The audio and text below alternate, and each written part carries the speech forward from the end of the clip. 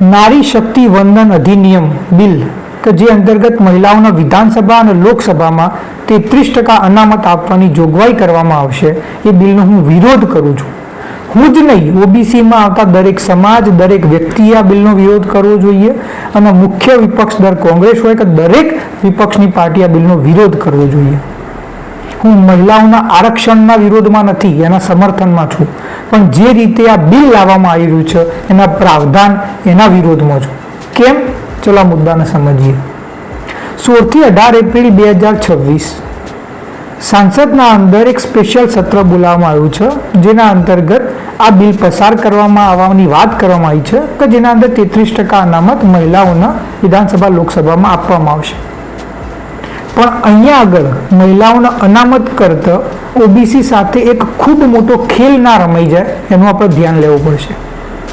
તમને ખ્યાલ છે કે કેન્દ્ર સરકારે અમે જાતિ આધારિત વસ્તી ગણતરી કરીશું આવું બાંહેધરી આપી છે ભારતની જનતાને, અને બધાને ખ્યાલ નહીં હોય પણ એ જાતિ આધારિત વસ્તી ગણતરીનો પહેલો ચરણ ચાલુ થઈ ચૂક્યો છે અને એનો બીજો ચરણ એ 2027ના માર્ચ કે એપ્રિલ સુધીમાં પતી પણ જશે.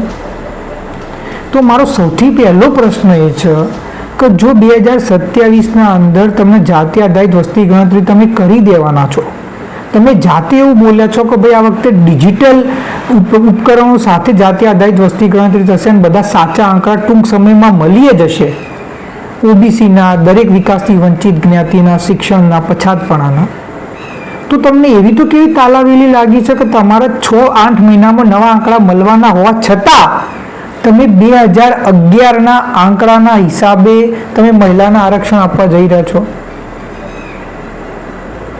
આનાથી એક ઓબીસી સમાજના યુવા તરીકે મને સ્પષ્ટપણે એવું તમે એમ કહી શકો એવું લાગી રહ્યું છે, એવી શંકા જઈ રહી છે કે તમે જાતિ આધારિત વસ્તી ગણતરી કરવા નથી માગતા, યા તો જો તમે કરવા માંગો છો તો તમે એના સાચા આંકડા સમયસર આપવા નથી માંગતા.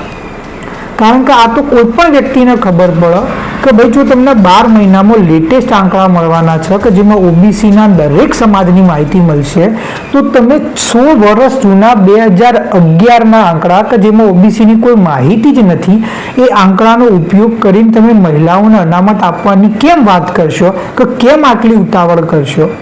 આનાથી તમારા કેન્દ્રમાં બેઠેલી ભારતીય જનતા પાર્ટીના કેન્દ્ર સરકારના જે તમે એમ કહી શકો ને કે જે વિચાર છે એના ઉપર ખૂબ મોટી અમને શંકા થઈ રહી છે. બીજી વસ્તુ કે જ્યારે મુખ્ય વિપક્ષ દળ કોંગ્રેસ હોય કે બીજી બધી પાર્ટીઓ એવી વાત કરી હતી જ્યારે આ બિલ પસાર થયું ત્યારે કે ભાઈ તમે આ 33% અનામત આપી તો એમાં SC/STને તમે જે મહિલાઓના આરક્ષણની સીટો આપી એવી રીતે ઓબીસી માટે પણ અનામત આપો, તો પછી આ બિલના અંદર આનું પ્રાવધાન કેમ રાખવામાં નથી આવ્યું? જો મહિલાઓની અને ઓબીસીની આટલી જ ચિંતા હોય તો તમે એના અનામત આપી શકો છો 33%માં. હું તમને કહેવા માંગુ છું 2011ના અંદર જાતિ આધારિત વસ્તી ગણતરીના નામ ઉપર અમારા જોડે બહુ મોટા પાયે અન્યાય થઈ ચૂક્યો છે. હવે પાછો આ જ અન્યાય ઓબીસી સમાજ નહીં થવા દે. ઓબીસી સમાજના દરેક વ્યક્તિને કહેવા માંગુ છું, ક્યાં સુધી હેરાન થતા રહેશો અને ક્યાં સુધી બિચારા બાપડા બને રહેશો કે અમને આ નથી મળતું, અમારા જોડે અન્યાય થાય છે.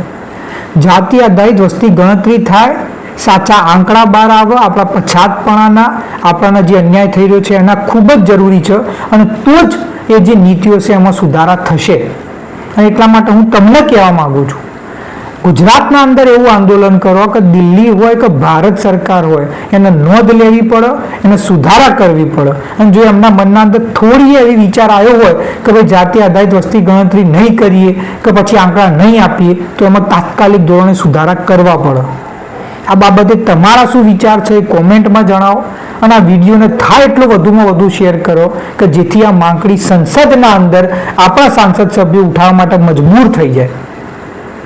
કારણ કે હું મહિલાઓને અનામતના વિરોધમાં નથી, પણ એ બિલના અંદર ખોટા પ્રાવધાન જે છે એના વિરોધમાં છું અને હંમેશા રહીશ. એટલે આમાં તાત્કાલિક ધોરણે સુધારા થાય એવી ઓબીસી સમાજના યુવા તરીકે હું માંગણી કરી રહ્યો છું. જાતિ આધારિત વસ્તી ગણતરી એ મારો હક છે અને તાત્કાલિક ધોરણે થવો જ જોઈએ. જય માતાજી. હું તારક ઠાકોર.